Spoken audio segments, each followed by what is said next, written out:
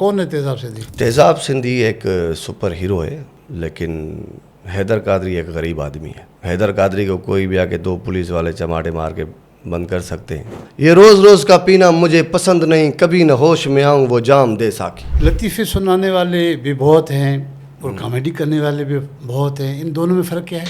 मौलाना फजल रहमान भी ऐसा जोक सुना देते हैं कि लोग हंसते हैं। इसका मतलब ये नहीं है कि वो मौलाना कॉमेडियन है। सदुल्ला कोड़ो, वो आजकल मौलवी कम और कॉमेडियन ज़्यादा हो गया, ये क्या है? हंसाना कॉमेडी नहीं है, लेकिन मैच्योरिटी के साथ हंसाना ये बड़ी बात है। एक होता है लोगों को हंसाना और एक होता है लोग अपने ऊपर हंसाना। तो जरदारी साहब की सियासत को आप कैसे देखते हैं, ख़ास तौर पर सिंध में? तो जरदारी साहब की सियासत फ्लॉप है। लोग तो कहते हैं वो कामयाब सियासतदान है, उसको समझने के लिए पीएचडी चाहिए। इसका मतलब है आपको पीएचडी करनी पड़ेगी? नहीं यार, इतना टाइम नहीं है अभी, मैं क्या पीएचडी करूं।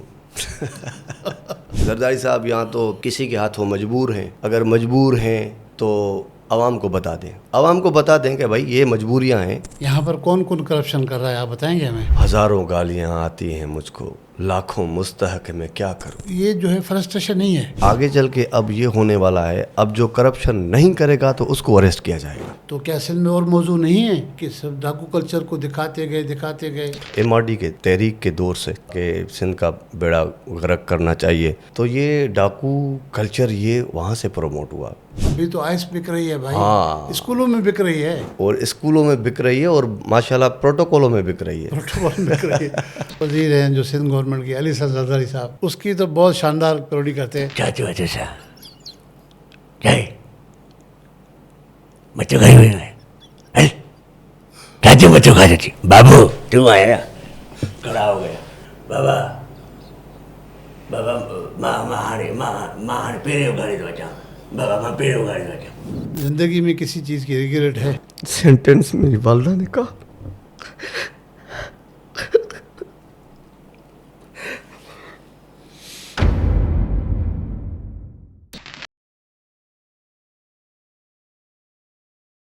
अस्सलाम वालेकुम नाज़रीन, आज जो मेरे पास गेस्ट हैं वो आर्टिस्ट हैं, बेहतरीन आर्टिस्ट हैं। उनके पास कला है, मुख्तलिफ़ चीज़ों की कला है। बेहतरीन बोलते हैं, बेहतरीन सोचते हैं, बेहतरीन बताते हैं। उनका ताल्लुक़ लाड़काना से है। आपने सुना होगा कि लाड़काना की धरती जो है, उन्होंने बहुत बहुत बड़े लोग पैदा किए। वो पॉलिटिक्स में हों, वो आर्ट में हों, वो इल्म अदब में हों, या किसी ब्यूरोक्रेसी में हों। तो इस नौजवान का ताल्लुक़ भी लाड़काना से है। हैदर कादरी साहब, साईं भली करे आया। साईं भली, वेलकम। हैदर भाई, शुरू में हमारे नाज़रीन को ये बताएं, जब आप छोटे थे तो आपकी तबीयत में ये सारी चीज़ें थी या फिर अचानक ये मोड़ टर्न आया है? मैं स्कूल के ज़माने में से एक्टिव था, मुख्तलिफ टीचर्स की पैरोडीज करता था। टीचर्स की पैरोडी करते थे? मैं करता था। तो मुझे लोग काफ़ी प्यार करते थे, या बहुत अच्छा है। मेरे टीचर होते थे साईं वलीदाद मेतलो साहब। तो ये कौन से शहर में? ये लाड़काना में, लाड़काना पायलट स्कूल में। तो मैं उनकी नकल करता था, साईं रियाज की, या ये। तो ऐसे मेरा एक माहौल बना। तो टीचरों को पता चला कि नकल कर रहा है? नहीं, जिसकी नकल करता था उसको पता नहीं चलता था। अगर वो पता चलता तो फिर सज़ा देते आपको? पता चलता तो वो उस टाइम इतनी मार पड़ती थी। स्कूल बहुत स्ट्रिक्ट, लाड़काना का जो पायलट स्कूल है बहुत स्ट्रिक्ट स्कूल होता था। तो ऐसे किसी ने जो मेरे साथ पढ़ता था, तो एक बंदे ने उनको बताया जो थिएटर्स करते थे, यार मेरे क्लास में एक लड़का पढ़ता है लेकिन बहुत टैलेंटेड है, तो ड्रामों में वो एक कैरेक्टर था, तो वो हम उससे करवाते हैं।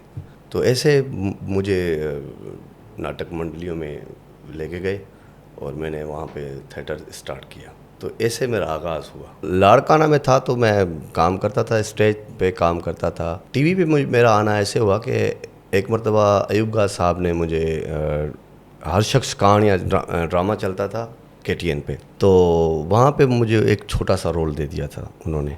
तो मैं जिस छोटे से रोल में था, तो अली काजी साहब ने वो खुद ड्रामा देखा, क्योंकि नया चैनल था तो वो वॉच करते थे। तो उन्होंने देखा, किसी को बुलाया कि यार ये लड़का कौन है, ये मुझे कल यहाँ पे चाहिए। तो फिर मुझे कॉल आई, फिर मैं गया, और रियाज सुमरो का भी एक गाना था, वो भी टॉप पे गया था।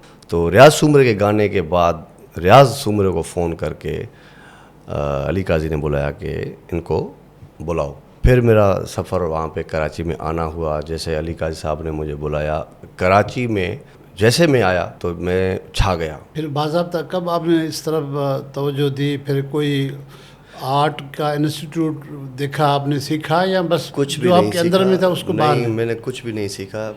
फिर ज़माने के साथ चलता गया और बाय बर्थ जो चीज़ें थी तो एक्सपीरियंस के साथ अपनी गलतियों को सोचता था कि यार यहाँ पे तो मुझे ये होना चाहिए, यहाँ पे ओवर है, थोड़ा इसको कम करना चाहिए। तो ये लर्निंग ऐसे ही मतलब मैं करता गया। सच बात यह है, मैं आज भी अभी यहाँ पे भी अगर आपके साथ बैठूँगा तो कोई ना कोई चीज़ आपसे सीख के जाऊँगा। आपका तो बेसिकल ताल्लुक जो है वो स्टेज से है। अब हम देख रहे हैं कि आप सोशल मीडिया पे बहुत एक्टिव है, क्या स्टेज आपने छोड़ दी है? नहीं नहीं, स्टेज कैसे छोड़ेंगे, स्टेज तो हमारा बेसिक है। और अभी मैं करता रहता हूँ स्टेज। अभी कभी कराची आर्ट्स काउंसिल में करता हूँ, कभी लियाकत लाइब्रेरी में या लाड़काना जाना होता है। तो स्टेज से हमारा जो ताल्लुक़ है ना, वो पैसों के लिए नहीं है। स्टेज हमारी खुराक है। जब तक हम स्टेज नहीं करते तो हमें ये महसूस होता है कि हमें जंग लगने वाला है। जब हमें जंग लगने वाला होता है तो हम स्टेज करते हैं। फिर स्टेज करते हैं क्योंकि बहुत मुश्किल काम है। मैं तो ऐसे से भी कैरेक्टर करता हूँ कि अकेला 1 घंटा बात करनी होती है एक बंदे को। तो ये मैं समझता हूँ, अपने आप को चेक करता हूँ कि मतलब दम कम है, अभी तक ख़त्म हो गया है तो करते हैं तो फिर ताज़े हो जाते हैं। अच्छा, सोशल मीडिया पे आप जो जितना एक्टिव हैं उतना आपको ये फल मिलता है? सोशल मीडिया से इतनी अमाउंट मिल जाती है या बस ठड़क पूरी कर रहे हैं? नहीं, सोशल मीडिया, पहले तो मैं आपको ये बताता चलूँ कि मैं पैसों के लिए नहीं था सोशल मीडिया में। जब मैं स्टार्ट करता था, मैंने जब किया था तो उस वक्त ना यूट्यूब पैसे देता था, ना फेसबुक पैसे देता था, कुछ भी नहीं होता था। मैं सिर्फ नज़रियाती सोच लेके सोशल मीडिया पे इन हुआ था ताकि मैं कुछ कर सकूं। उसके बाद ये आहिस्ते मोनेटाइजेशन आनी शुरू हो गई तो हमारा भी हो गए मोनेटाइजेशन। लेकिन आज भी पैसे तो आते हैं, लेकिन मैं इस सोच पे नहीं होता कि, और ये आप लोग गलत समझेंगे कि हाँ पैसे के लिए। कभी कभी मुझे कोई बंदा कमेंट कर देता है कि व्यूज़ के चक्कर में आके और आप ऐसी किसी में, मैं व्यूज़ के चक्कर वाला बंदा नहीं हूँ। मैंने बचपन से वाह वाह वाह वाह वाह वाह वाह वाह सुनी है। जब टीवी थी सिर्फ और सोशल मीडिया पे नहीं थी तो वाह वाह वाह वाह। अगर व्यूज़ के चक्कर में मैं सिर्फ करता तो गामू, सोराब और हमारे कॉमेडीज़ वीडियो इतने व्यूज़ लेते हैं जो मुझे किसी की मुखालफत लेने की ज़रूरत नहीं है। मैं अगर सूबों पे बात होती है, अगर मैं ऐसी वीडियो बनाता हूँ तो इससे व्यूज़ नहीं आते, इससे दुश्मनी पैदा होती है, इससे रातों रात में बंदा गायब भी हो सकता है, ये रिस्क है।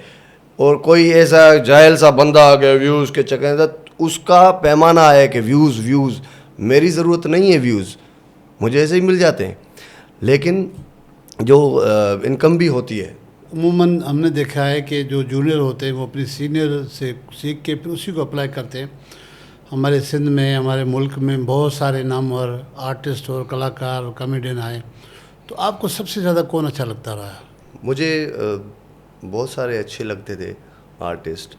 इंडियन फिल्म्स देखता था मैं बचपन में। मैं गोविंदा को बड़ा पसंद करता था, तो उनकी फिल्में मुझे ज़्यादा अट्रैक्ट करती थी, उनकी एक्टिंग।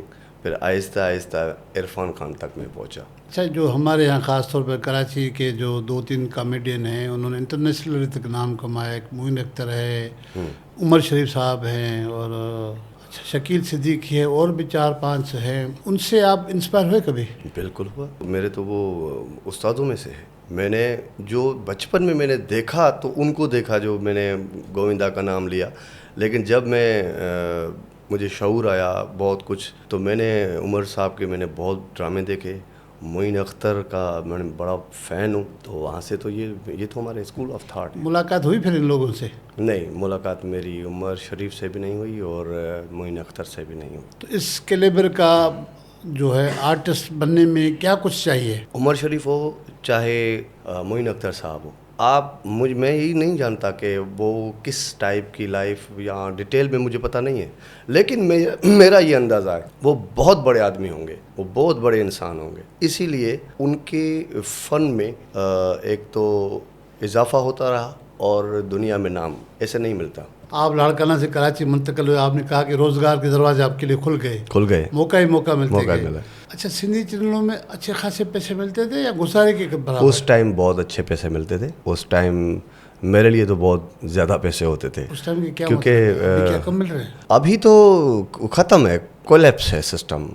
ड्रामास वामास ये जो आप देख रहे हो तो ये तो बंद है सिस्टम। कॉमेडी में वो दूसरों के मुकाबले में बिल्कुल डिफरेंट है, उसमें एक बड़ा मैसेज होता है। पहले तो आप हंसाते हैं, आखिर में मैसेज छोड़ते हैं। ये शौरी तौर आपके जहन में आते हैं या क्रिएट करते हैं उसी टाइम? क्रिएशन हमारे सोसाइटी में जो आर्टिस्ट वो होता है कि जो सबसे पहले आसपास की माहौल में देख के जो नेगेटिव चीज़ें होती हैं उनको ऐसे हाईलाइट करे जो किसी को बुरा भी ना लगे और एक मैसेज भी कन्वे हो जाए।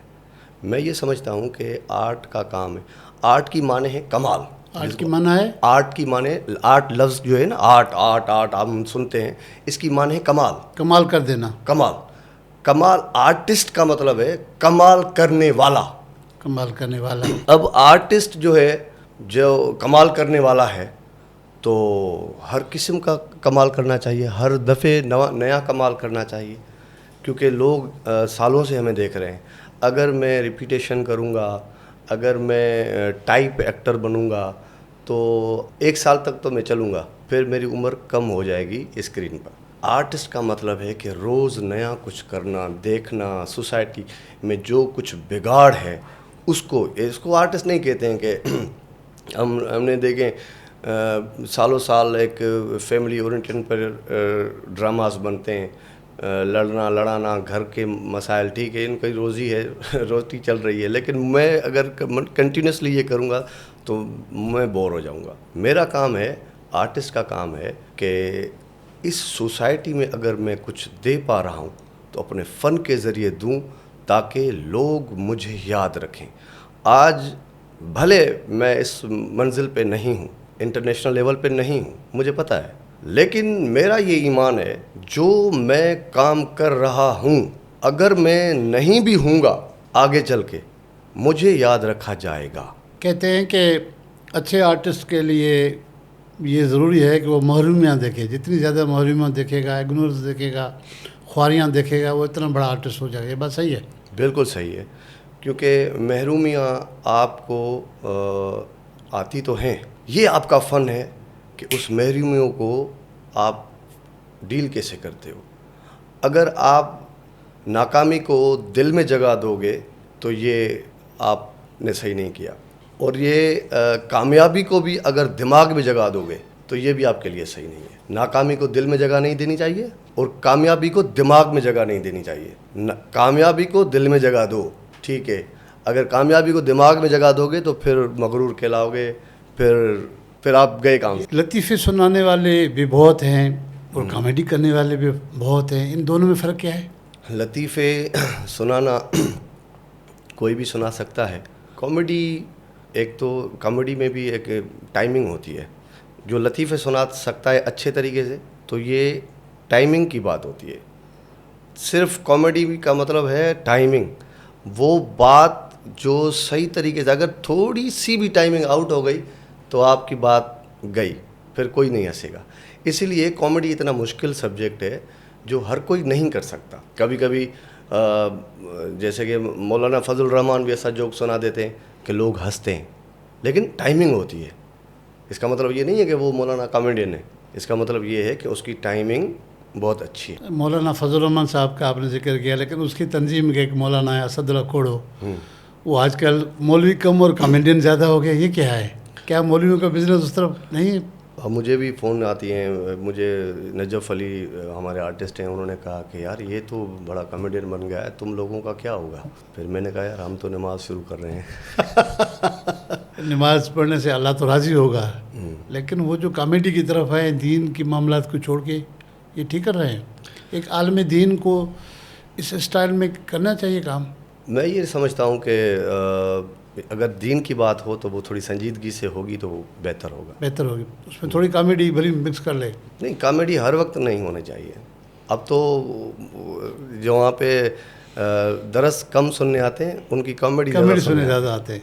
आप समझते हैं कि सिंध में बहुत बड़ा सूबा है, बहुत ज़्यादा पॉपुलेशन है, लेकिन हम सिंधी बोलने वाले जो कॉमेडियन हैं वो बहुत कम है, क्या वजह है?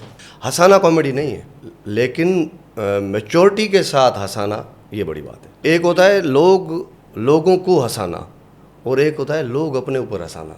कुछ लोग ऐसे होते हैं कि करते तो हैं कॉमेडी, लेकिन लोग उन पे हंसते हैं, लेकिन लोगों को हंसाना होता है। आपकी क्वालिफिकेशन क्या है? मेरी मास्टर्स है मास कम्युनिकेशन। मास कम्युनिकेशन में मास्टर्स? जी। इसका मतलब है कि आप सहाफ़ी बनना चाह रहे थे? मास कम्युनिकेशन पढ़ने से मुझे काफ़ी ये फ़ायदा हुआ कि मुझे काफ़ी चीज़ें कुछ समझ आईं। मीडिया का बंदा हूँ और मीडिया, जैसे कि मैंने एक थ्योरी पढ़ी थी, लिमिटेड इफ़ेक्ट थ्योरी। इसका मतलब है कि मीडिया का डायरेक्ट नहीं, इनडायरेक्ट असर पड़ता है। कैसे? आपने एक मिसाल तो जरदारी साहब ने कोई इश्तिहार ये बयान दे दिया, ठीक है, आपने सुना बयान, नॉर्मली ऐसे चल रहा है, और आपको कोई बंदा किसी ने कहा यार जरदारी साहब ही तकरीर बुद्धि ना हाले तो पई वाला जा, वहाँ पे वो पॉइंट बताएगा कि यार इसने ये कह दिया। अरे यानी कि डायरेक्ट तव्हां ॾिठो, पर जॾहिं तव्हांखे माण्हूअ कंहिं ॿुधायो तो ज़्यादा इम्पैक्ट आया तो यार अच्छा, हाँ, मतलब फिल्म माँ ॾिठी हिकिड़ी लगान फिल्म, जैसे मैंने ट्रेलर देखा डायरेक्ट, मैंने कहा देखा। अब एक बंदे ने कहा अबे लगान फिल्म देखी? ओह माय गॉड, जिंदगी में तूने अगर लगान नहीं देखी तो कुछ भी नहीं देखा। मैंने वो डायरेक्ट देखी, मुझे वो इम्पैक्ट नहीं पड़ा। इस बंदे ने मुझे बताया तो मैंने यार सोच लिया कि यार ये देखनी है। तो मीडिया का डायरेक्ट नहीं, इनडायरेक्ट असर पड़ता है। तो जरदारी साहब की सियासत को आप कैसे देखते हैं, खास तौर पर सिंध में? सिंध में अगर मैं देखूं तो जरदारी साहब की सियासत फ्लॉप है। लोग तो कहते हैं वो कामयाब सियासतदान है, उसको समझने के लिए पीएचडी चाहिए। इसका मतलब है आपको पीएचडी करनी पड़ेगी, आप अगर नहीं समझ पा रहे हैं तो। नहीं यार, इतना टाइम नहीं है अभी, मैं क्या पीएचडी करूं। देखिए, मुझे ये लगता है कि जरदारी साहब यहाँ तो किसी के हाथों मजबूर हैं। अगर मजबूर हैं तो आवाम को बता दें, आवाम को बता दें कि भाई ये मजबूरियाँ हैं। यहाँ पे तो सिंध में बहुत सारी चीज़ें ऐसी हो रही हैं जो अक्लमंद आदमी तो ये बर्दाश्त नहीं कर सकता। अगर कोई मजबूरियाँ हैं तो उनको एक्सपोज करो कि यार मेरा काम नहीं है या मेरे हाथ में नहीं है चीज़ें, किसी के हाथ में तो उसका नाम ले लें, उनका नाम ले लें, फिर बंदे उनसे बात करें, वो गालियाँ वो खाएं। कादरी साहब, आपने करप्शन की बात की, करप्शन की मुखालफत पे खड़े हुए हैं आप। यहाँ पर कौन कौन करप्शन कर रहा है, आप बताएंगे हमें? हज़ारों गालियाँ आती हैं मुझको, लाखों मुस्तहक, मैं क्या करूं।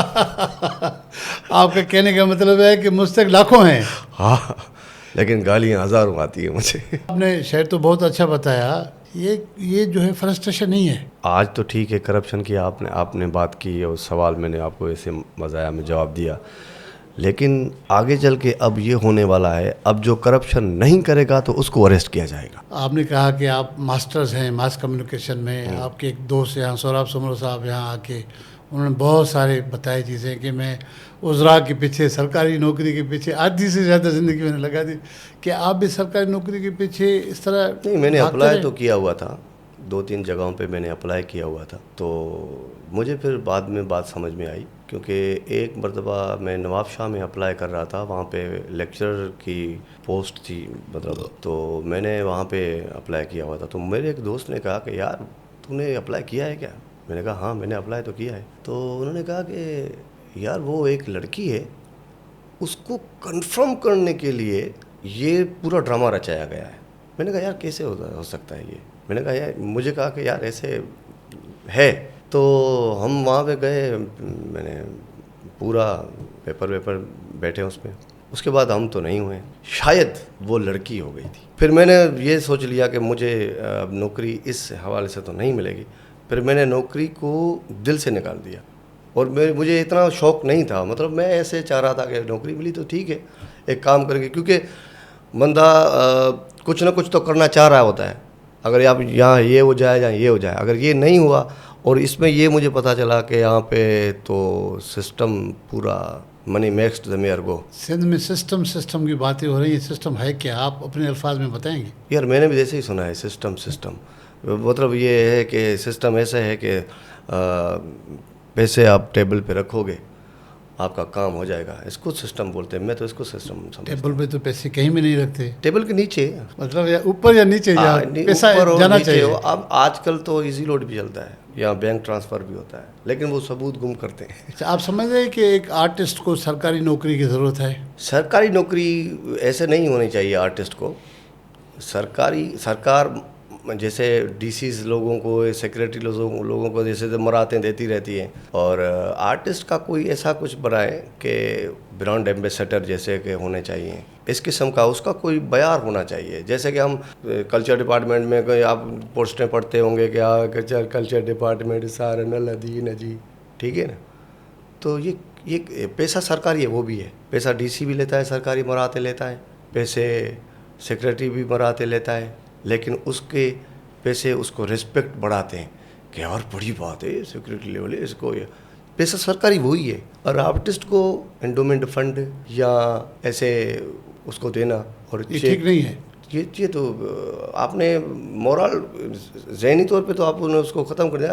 आप लोग कहते हैं कि यार ये ज़रूरतमंद है, पैसा किसकी ज़रूरत नहीं है। सरकारी ब्यूरोक्रेट्स को भी तो यही मिलते हैं ना फंड्स, पैसे देने चाहिए, जैसे कि ब्रांड एम्बेसडर करें, जैसे कि कोई कितने इदारे हैं सिंध में। महकमे कह रहे हैं आप? मैं महकमे कह रहा हूँ कि मेरे ख्याल में 46-47 तो डिपार्टमेंट हैं, बाकी तकरीबन 25-30 तो उसके ज़ैली इदारे हैं। हाँ, तो जैसे लोकल गवर्नमेंट है, उसके डिपार्टमेंट है कि उसके ज़ैली इदारे इतने हैं कि किसी आर्टिस्ट को बुला लें, एजुकेशन पे बात करें, एजुकेशन को बढ़ाना है, और एजुकेशन के सफाई के इदारे हैं, तो वहाँ पे आप उसको ब्रांड एम्बेसडर के तौर पे काम दो ना। इदारों और ज़ैली इदारों में आर्टिस्टों को एज ए ब्रांड एम्बेसडर लगाना चाहिए। हाँ, लगाना चाहिए। ऐसे कैसे के हम बीमार पड़ा है, पंजा लग रहे हैं, सकाफत खाते ने सार नहीं लदी, तो ऐसा तो नहीं होना चाहिए ना। अच्छा, वैसे पैसे भी वजीफे में भी अच्छे खासे पैसे जा रहे हैं, बड़े काफ़ी लोग जा रहे हैं वहाँ पर, उनकी अकाउंटेबिलिटी होनी चाहिए।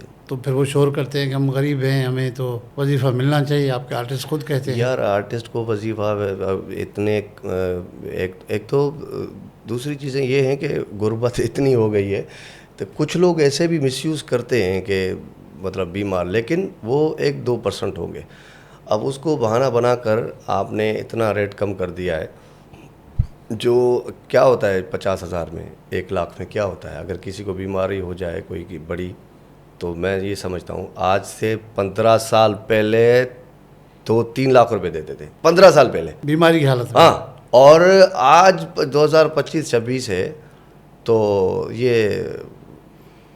आर्टिस्ट की कैटेगरी के हिसाब से 50,000 या, तो ये मुझे ऐसा लगता है कि ये समझते हैं कि यार ये जानबूझ के कर रहा है, वो जानबूझ कर नहीं कर रहा, अब उसको आपने मजबूर किया हुआ है। लेकिन जो आर्टिस्ट, अगर आप उनको इज़्ज़त दोगे और आप उनको सहूलतें दोगे, तो वो खुश होगा, तो ये आपकी कामयाबी है। कोई तो अच्छा काम करके जाए। पहले पीटीवी पे 1-2 सीरियल चले थे जिसमें डाकू कल्चर को दिखाया गया, उसमें बड़ी तनकीद हुई, वही काम सिंधी चैनलों ने किया। तो क्या सिंध में और मौजू नहीं है कि सब डाकू कल्चर को दिखाते गए? ये ऊपर से पॉलिसी जो बनी हुई है शायद MRD के तहरीक के दौर से, कि फिर उसके बाद उन्होंने कहा कि सिंध का बेड़ा गर्क करना चाहिए, तो ये डाकू कल्चर ये वहाँ से प्रमोट हुआ, पीटीवी पे बिल्कुल दिखाया गया, और आज भी दिखाते रहते हैं। लेकिन ऐसा नहीं है, ये प्री प्लान्ड है। मैं ये समझता हूँ, जहाँ तक मैं अब पहुँचा हूँ, तो ये प्री प्लान्ड है, ये दाड़ेल सब इनके हाथ में। आपने कभी फिर एतराज़ किया है लोगों के सामने कि ये क्या दिखा रहे हो, सिंध में तो ऐसी चीज़ें नहीं है? एतराज़ मैंने अमली किया, क्योंकि मैंने उन ड्रामा में काम करना छोड़ दिया, काम करना ही बंद कर दिया। मैंने कभी दाड़ेल का ड्रामा कोई किया ही नहीं है। ऑफर थी आपको? ऑफर तो अभी आती हैं। सबसे अच्छा करेक्टर कौन सा लगता है जिसमें आप ड्रामे वाला, कॉमेडी वाला या सीरियस? आज का जो दौर है, जो आजकल, क्योंकि मेरे पास कोई बड़ा प्लेटफॉर्म है नहीं, मेरे पास ये छोटा सा प्लेटफॉर्म है सोशल मीडिया। अब उस पे मैं उस नज़र से देखता हूँ कि लोगों में ज़्यादा कॉमेडी और इस किस्म की चीज़ें जो पसंद की जाती हैं, तो फिर मैं वो काम कर रहा हूँ। अगर मैं बड़े पैमाने पे काम करूं तो फिर मैं एक संजीदा एक्टर हूं बेसिकली। जो मेरी आइडेंटिफिकेशन है और जो मेरी स्पेशलाइजेशन है वो संजीदगी वाला है। लेकिन यहाँ पे मजबूरी है तो करते हैं। अच्छा, ये अजीब इत्तेफाक है क्या है कि आप प्रोफेशनली जर्नलिस्ट की डिग्री रख के आप आर्टिस्ट बन गए, और हमारे यहाँ बहुत सारे ऐसे सहाफ़ी हैं कि जिनके पास डिग्री नहीं है लेकिन कामयाब सहाफ़ी हैं। मैं जब मास कम्युनिकेशन के आखिरी 2K10 मेरी बैच थी, तो जब आखिर में मैं जा रहा था तो मुझे मेरे उस्तादों ने, जहाँ पे मैं पढ़ा था, तो लियाकत उमरानी और जाने आलम सोलंकी, वो इस वक्त शायद प्रोफेसर से भी ऊपर गए होंगे, तो उन्होंने कहा था कि तू पहला आदमी है सिंध में, सिंधियों में तू पहला आदमी है जिसके पास एक्सपीरियंस भी है और डिग्री भी है, वरना सबके पास अगर एक्सपीरियंस है तो डिग्री नहीं है, डिग्री है तो एक्सपीरियंस नहीं है। तो हम रिकमेंड करेंगे अपने वीसी साहब को भी, तो ये हैदर कादरी, हमें प्रोडक्शन कंट्रोलर जगह खाली है, तो हमें प्रोडक्शन कंट्रोलर में आप चाहिए हो। लेकिन वीसी ने नौकरी तो नहीं दी होगी आपको? तो वीसी ने नहीं दी नौकरी। क्यों? यार मैं बुरफत साहब से मिला भी था, मैंने कहा सर मुझे, लेकिन बुरफत साहब तो अभी इनकलाबी बातें कर रहे हैं, तो उनको बात समझ में नहीं आई कि एक बंदे के पास डिग्री भी है और प्रोफेशनल भी है। इनकलाबी बंदे को नौकरी नहीं दी, अभी इनकलाबी बातें करने से क्या फ़ायदा। लेकिन उन्होंने रिकमेंड तो किया ना आपकी टीम ने, आपकी सीनियर टीम तो मेरी, मुझे फ़ख्र है, मुझे इतने अच्छे उस्ताद मिले, जाने आलम सोलंकी और लियाकत उमरानी, जिन्होंने मुझे यार इतना सपोर्ट किया। मैं लियाकत उमरानी साहब की और जाने आलम सोलंकी की इसलिए रिस्पेक्ट करता हूँ, जब मैं पेपर दे रहा था मैं तो खुद ही लिख रहा था ना सब कुछ, कोई कॉपी, कोई वहाँ पे ये कॉन्सेप्ट होगा, लेकिन मुझे नहीं, मैंने जब देखा तो कोई भी कॉपी नहीं कर रहा था, कोई भी कॉपी कल्चर नहीं था उस यूनिवर्सिटी डिपार्टमेंट मास कम्युनिकेशन में। तो मुझे एक चीज़ समझ में नहीं आ रही थी, अब वो मेरी इतनी इज्जत भी करता था, लियाकत उमरानी और जाने आलम सोलंकी इतनी इज्जत करते थे कि मेरे दोस्ती वाला माहौल था।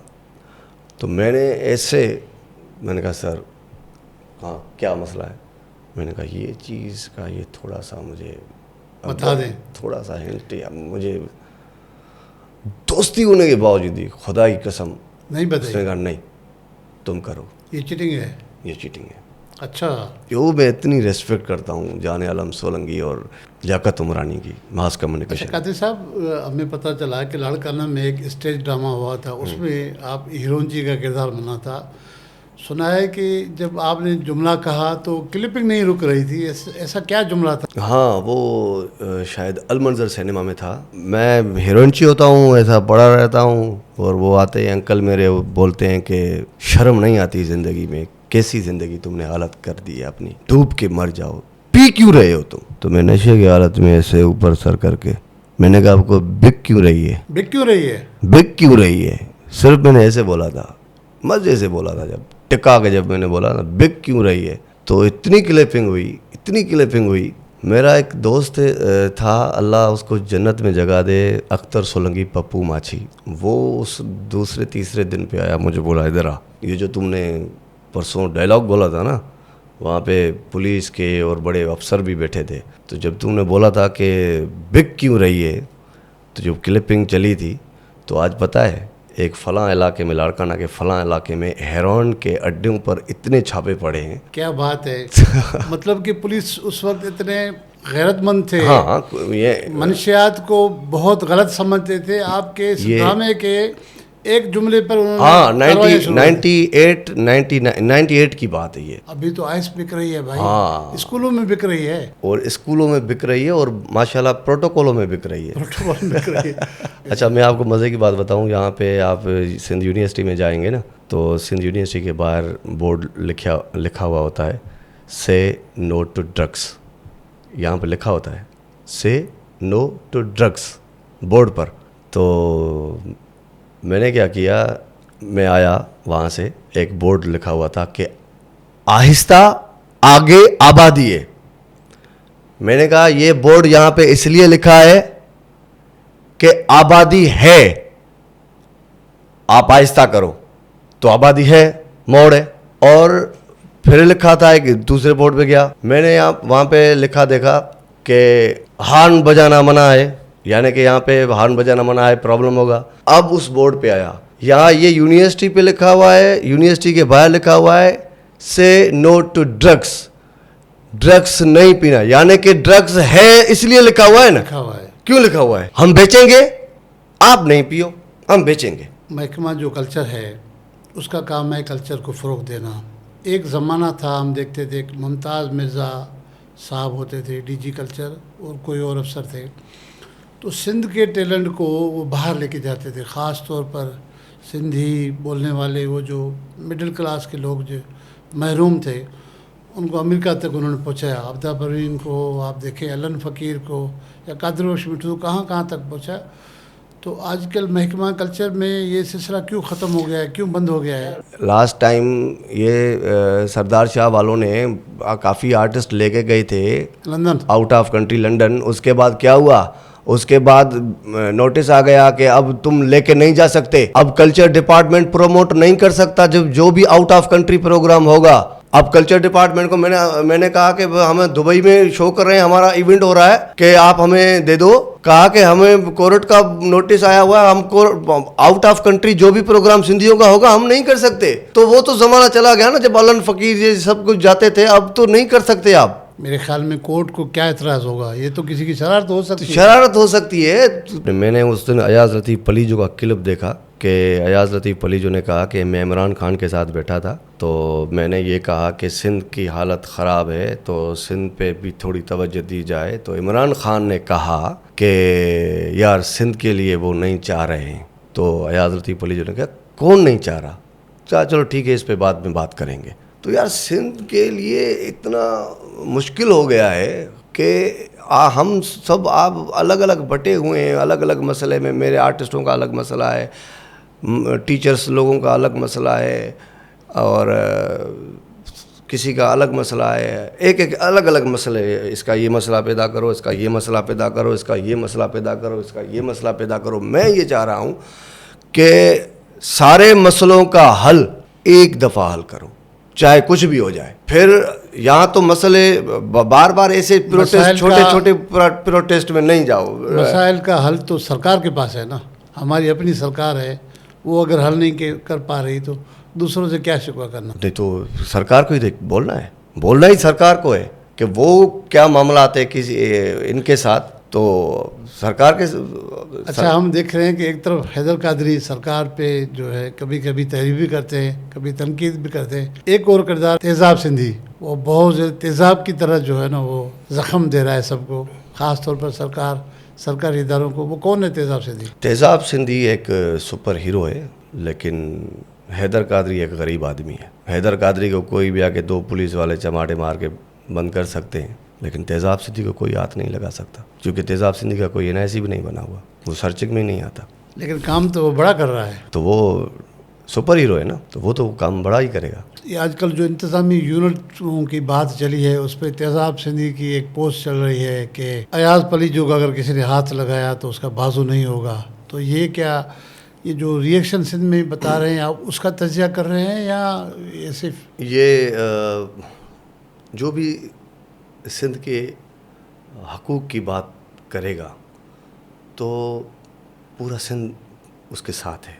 अयाज लतीफ़ पलीजो जो बात कर रहा था तो वो डेफिनेटली सिंधियों के हक़ में बात थी, तो अगर उसको हाथ लगाया तो ये पूरे सिंध का रिएक्शन होगा। धमकी है या कौम की जो नब्ज़ को महसूस करते हुए आप दलील दे रहे हैं? मैंने तो कौम की नब्ज़ को महसूस करते हुए बात की है। अब अगर इसको कोई धमकी समझता है तो वो उसकी सोच है। अगर दलील देने के बावजूद भी एक बंदा या कुछ लोग समझ नहीं आ रही उनको और अपनी बात डंडे के ज़ोर पे कायम करवाना चाहते हैं तो फिर उनके लिए क्या करना चाहिए, ये सवाल मैंने कौम से पूछा था। क्योंकि मैंने ये देखा है 15 सालों से तो मैं देख रहा हूँ कि छोटे छोटे ड्रामे चल रहे हैं जलसों के नाम पे, धरनों के नाम पे, और जो भी धरना लगा रहे हैं पीछे किसी और का हाथ निकल रहा है। तो अभी बातें हो गई हैं तमाम, कुछ भी दलीलों की भी अहमियत नहीं है। अब क्या करना चाहिए? अब आपको वो डिसीजन लेना चाहिए, या तो आप फिर कौम का वक्त बर्बाद नहीं करें, या तो फिर एक डिसीजन लें कि आपको क्या करना है। एक पेज पे आके खड़े हो जाएं। बड़ी बड़ी जंगें हुई हैं दुनिया में, रसूलुल्लाह से ज़्यादा किसी के पास इल्म नहीं है। वो इतने पोलाइट स्पोकन थे कि वो जब हदीस या बात फरमाते थे तो दिलों पे असर होता था।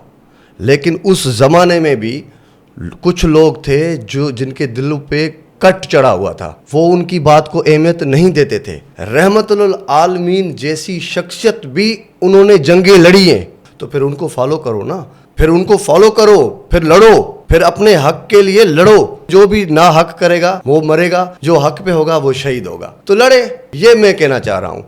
ये रोज़ रोज़ का पीना मुझे पसंद नहीं, कभी न होश में आऊँ वो जाम दे साकी। आप माशाल्लाह बहुत अच्छे क्रिएटर हैं, स्क्रिप्ट राइटर भी बहुत अच्छे हैं, ज़बरदस्त किस्म की चीज़ें लिख लेते हैं। वही है जैसे उर्दू में अनवर मकसूद साहब करते थे, उसका साथ मोइन अख्तर होते थे। आपका मोइन अख्तर कहाँ है? कुर्सी हम खाली देख रहे हैं। मोइन अख्तर कभी कभी मेरे साथ मुख्तलिफ़ रूपों में होते हैं। कभी असलम चांडियो के रूप में मैं उसके साथ काम करता हूँ, या मैं मोइन अख्तर के हिसाब में नज़र आता हूँ। लेकिन दौर के हिसाब से, सिचुएशन के हिसाब से मुझे फ़ास्ट काम करना होता है। एक इशू हो गया, अब इस पे बात करनी है तो खुद ही बनाना पड़ता है, काम करना पड़ता है। असलम चांडियो एक तो बहुत ही पढ़ा लिखा बंदा है और इतना समझदार है कि मुझे असलम चांडियो को समझाना नहीं पड़ता। हाँ, कभी कभी ऐसी आइडियाज़ असलम चांडियो दे देते हैं कि मैं उनके साथ ज़्यादा कंफर्टेबल होता हूँ। सोहराब और अली गुल को कैसे देखते हैं? सोहराब और अली गुल तो हमारे सिंध की सूँ ये चाहे वो ना, ब्यूटी है सिंध, ब्यूटी है सिंध। सोहराब और अली गुल काफ़ी सीनियर है, आप भी माशाल्लाह काफ़ी सीनियर। अचानक 2-4 सालों में गामू आ जाते हैं, आसिफ पहोड़ बहुत पॉपुलर हो जाते हैं, उसको कैसे देखते हैं गामू को? गामू अचानक नहीं, लेकिन गामू को भी जब जीपी ब्रदर्स करते थे गामू, तो काफ़ी साल पहले प्रोग्राम करते थे। गामू एक नेचुरल आर्टिस्ट है, नेचुरल है, बस उसको मेहनत नहीं करनी पड़ती, बस वो जैसे बोलता है तो वो लोग हंसते हैं। बड़ी बात है कि हमें हंसाता है, हमें इतना ऑफ द कैमरा हम इतना हंसते हैं, तो गामू है। अच्छा, मैंने सुना है काफ़ी लोगों के आप बहुत ज़बरदस्त पैरोडी करते हैं, जिसमें आर्ट्स काउंसिल के अहमद शाह साहब भी हैं और वज़ीर हैं जो सिंध गवर्नमेंट के अली जरदारी साहब, उसकी तो बहुत शानदार पैरोडी करते हैं। हमारे व्यूअर को हम चाहते हैं कि वो करके दिखाएं जो पैरोडी करते हैं आप। ये शायद आपको सोहराब ने बताया होगा, लेकिन मैंने एक मरतबा सोर्स तो डिस्क्लोज नहीं होना चाहिए। ऐसे बैठा था, मैं सोहराब को बता रहा था कि एक मरतबा इनका स्टाइल है अली हसन जरदारी का, बहुत ख़तरनाक स्टाइल है, मतलब बड़ा मज़ा आया स्टाइल है, हम उसको ख़तरनाक बोलते हैं। तो एक तो ऐसे बात करते हैं, चाचू अच्छा क्या बच्चों गए हुए हैं। एक तो ये स्टाइल है इनका। और एक मरतबा वो बता रहे थे कि इनको आ गया था फ़ोन किसी बड़े आदमी का, जैसे कि इनको वैसे तो नॉर्मल ऐसे आप जैसे हम जैसे लोग होंगे तो ऐसे चाचू को निकाला क्या इनको ऐसे बोलेंगे करेंगे। तो एक मरतबा ऐसे ही नॉर्मल बंदा समझ के इन्होंने सिंधी में जी चवंदा दॿ ॾेई छॾी हुनखे। वो कोई बड़ा आदमी था, इनसे भी बड़ा आदमी था। चाचू बच्चों खा चाची, बाबू तू आया बाबा, ऐसे खड़े होते फोन पे, सोफे पे खड़े हो जाते हैं। बाबा बाबा मां पेड़ उगाड़ी दो बच्चा, बाबा मां पेड़ उगाड़ी दो बच्चा। अच्छा माशाल्लाह, हमने उनको बोलते तो देखा है, हमारे बड़े मेहरबान हैं, अच्छे हैं। तो आवाज़ तो बिल्कुल आप उसकी निकाल रहे हैं। आज अब मेरे से कही ना। अच्छा, अहमद शाह का भी हमने सुना है कि आप बहुत ज़बरदस्त पेरोडी करते हैं। कि अहमद शाह साहब, अबे इधर तो बच्चा है, अपने जान है मेरी, तू मसला नहीं है, तो वो कम कर दे। किसी ख़वातीन की करते हैं आप? यार ऐसे मुझे याद नहीं है कि मैं किसी को अगर देख लूँगा तो फिर मैं इसकी कोशिश करूँगा तो फिर हो जाए। कैरेक्टर को कैसे आप कैच करते हैं? ये कौन सा आपके पास गुर है? अगर जो बंदा एक्स्ट्रा ऑर्डिनरी होता है, जैसे कि सोराब मिमिक्री, वो सबसे ज़्यादा लोगों की करता है, तो वो जब देखता है तो स्कैन कर जाता है, स्कैन करता है, ऑटोमेटिकली हो जाता है कि ये हाथ कैसे उठाता है, ये कैसे गर्दन वो करता है। ये एक अलग सलाहियत है, खुद ब खुद ये गॉड गिफ्टेड होती है, इसके लिए मेहनत नहीं करनी पड़ती मेरे ख्याल में। अगर आप किसी और को, जैसे कि मैंने नेचुरली कर दी, तो इसमें मेहनत नहीं की थी मैंने वो देखा, वो मैंने प्रेजेंट किया, लोगों को अच्छा लगा, यार ये बिल्कुल इसी तरह कर रहा है। वो हर बंदा हर किसी की नहीं कर सकता, किसी किसी की हो सकती है, किसी किसी की हो सकती है, ये बात ठीक है। क्या कुछ बनना चाह रहा है हैदर कादरी? अभी क्या कुछ रहता है जो करना चाहता है? हाय हाय, बहुत कुछ रहता है। मैं ये चाहता हूँ कि एक इंसानों की धरती हो, रुकावटें ना हो और टैलेंट का कदर हो। मैं ये चाह रहा हूँ। मैं ये नहीं चाह रहा किसी से मुझे कुछ दे दो, मुझे मैं खैरात नहीं मांगता, मुझे कुछ भी नहीं चाहिए। आप हमें सिर्फ रोको नहीं, हमारी सलाहियतों को बाउंड नहीं करो। आप ये नहीं कहो कि इसको कोई भी नहीं उठाए, इसको ये नहीं करो, इसको ये रास्ते बंद नहीं करो। पानी अपना रास्ता खुद निकाल लेता है, आप रोक नहीं सकते। मुझे निकलना होगा, मैं ज़मीन की छाती फाड़ के भी निकल जाऊंगा, लेकिन आप अपने आप को गंदा नहीं करो, हमारी नज़रों में नहीं गिरो। मैं उन लोगों को कह रहा हूँ कि जो पावर रखते, आप हमें बस सुकून से जीने दो और रास्ते हमारे नहीं बंद करो। कुछ अर्सा कबल आपने कुछ ताकतवर लोगों की, या मैं ये कहूँ वज़रा की कॉमेडी की थी, गीत बनाए थे, बड़े पॉपुलर हुए थे, उसके बाद सुना है आप पे बड़ा प्रेशर आया, कोई इस तरह की कोई चीज़ है? बस ये प्रेशर हुए थे, नौकरी वोकरियाँ जहाँ पे करते हैं वहाँ पे निकाला जाता है, रास्ते बंद किए जाते हैं। और ये तो मेरे हिसाब से तो छोटी बातें हैं, और ऐसे धमकियाँ वमकियाँ आती हैं, ऐसे कर देंगे, वैसे कर देंगे, ऐसे कर देंगे। धमकी को मैं कभी भी सीरियस इसीलिए नहीं लेता क्योंकि जो बंदा मुझे बोल रहा है कि मैं तुम्हें ये करूँगा, तो मुझे इस पे हंसी आती है। इसका मतलब है ये नहीं करेगा क्यों? ये करना होता तो मुझे बताता क्यों? अगर इसे करना होता तो वो तो करने वाले तो फिर बताते नहीं है। अच्छा, खौफ में क्रिएशन ख़त्म हो जाती है, रुक जाती है? खौफ में डेफिनेटली आपकी मेंटल, जब दिमाग आपको चला रहा होता है, जब दिमाग ही काम नहीं करेगा, आपको खौफ में होगा, तो फिर कैसे करेंगे आप? ऐसे नहीं हो जाओ, मैं ऐसे करूं, ऐसा ना तो ऐसा हो जाए। थोड़ा सा अंदर से मुझे फील होता है कि थोड़ा सा मैं स्ट्रांग बंदा हूँ, मुझे ऐसा फील होता है। तो ये जब मेरे पास आती हैं, मुश्किल आते हैं यहाँ ये वो, तो मैं फेस कर लेता हूँ, मैं फेस भी कर जाता हूँ। और अपने उस मुसीबतों में मर्दों के जोहर खुलते हैं, ये मौला अली का कौल है। दुबई आप जाते रहते हैं अक्सर बेशतर, कितना वहाँ कदर है फ़न का? दुबई बहुत कदर है यार। दुबई में माशाल्लाह जितने भी सारे सिंधी होते हैं, मतलब सिर्फ सिंध में सिंधी नहीं, इंडिया के भी सिंधी आते हैं, और जहाँ पे भी लंदन में सिंधी रहते हैं तो वो भी आते हैं शो में। वहाँ पे पूरी क्रीम वहाँ पे मिलती है। आप अपने आप को एक कम्युनिटी तक क्यों महदूद कर रहे हैं? नहीं, मैं कम्युनिटी तक महदूद नहीं हूँ, लेकिन आप वसी होना चाहते हैं? मैं वसी होना चाहता हूँ, मैं तो इंटरनेशनल लेवल पे भी जाना चाहता हूँ, लेकिन आपको मौके नहीं मिल रहे? मौके नहीं मिल रहे। हैदर कादरी के अंदर सबसे अच्छी चीज़ क्या है? सर अब मैं कैसे बताऊँ, ये तो आप बताओगे ना, कि आपके साथ मेरा पूरा रिश्ता है।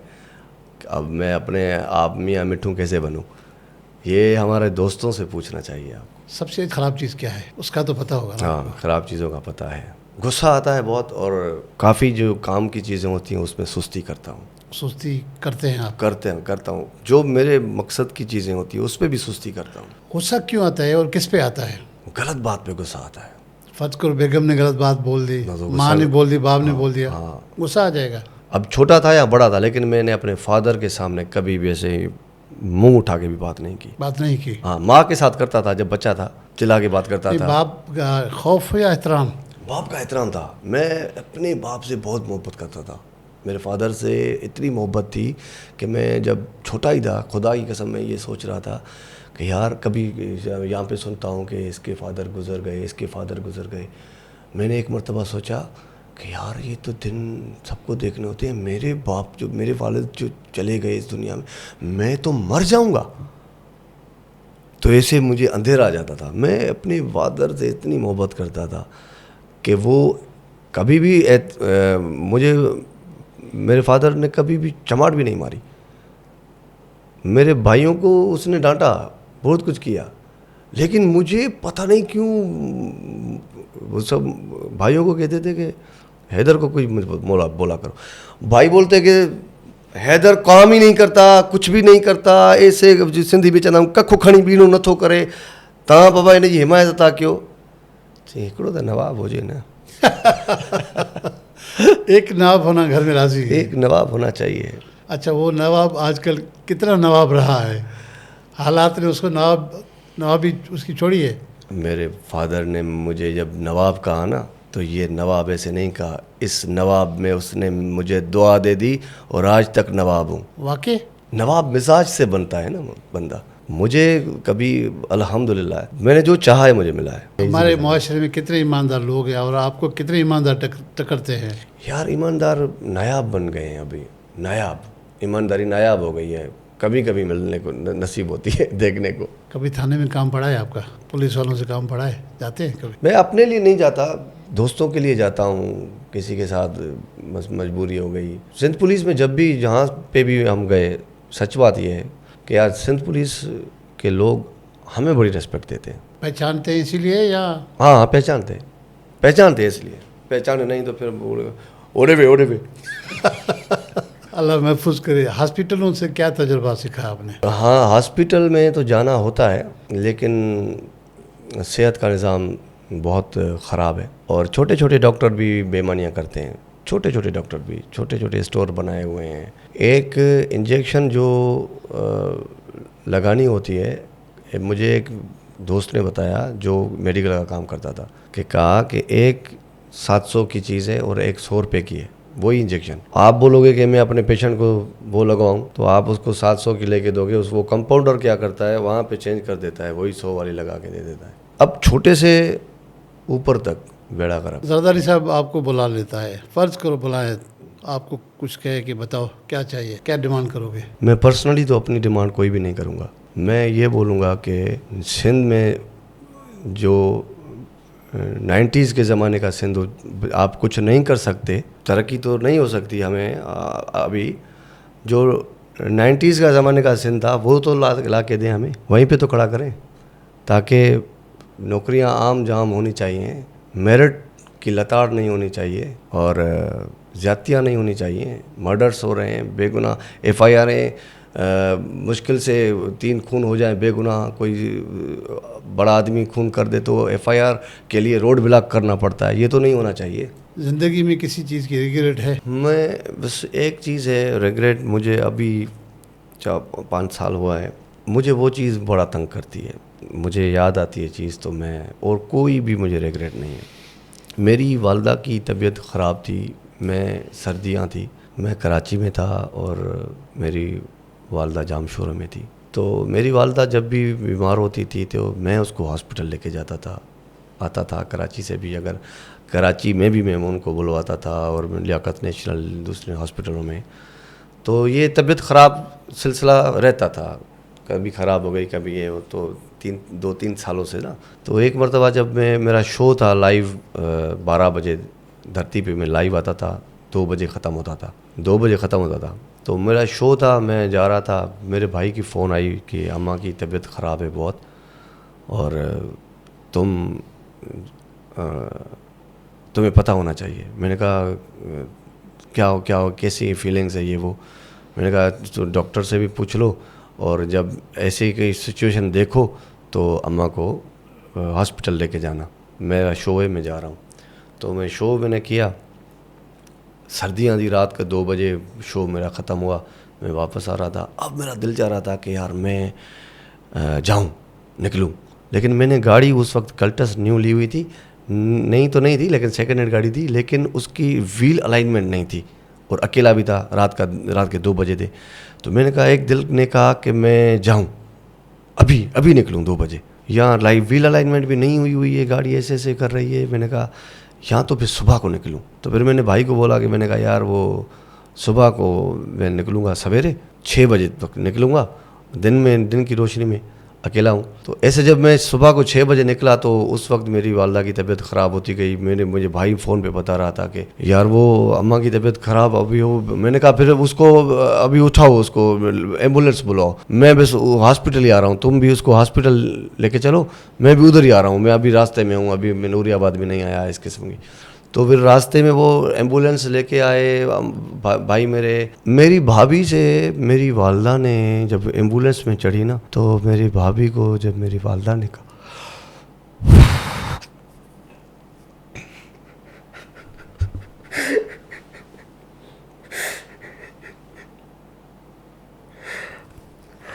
माएँ जो है वो दुनिया की सबसे अजीम हस्तियाँ होती हैं।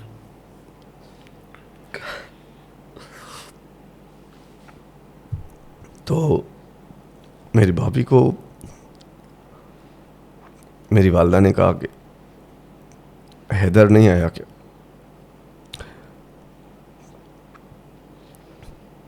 कहा वो रास्ते में। जो सेंटेंस मेरी वालदा ने कहा,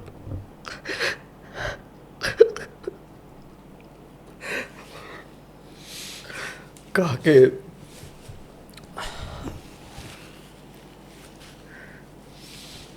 रात को क्यों नहीं निकला, ये मुझे जीना नहीं दे।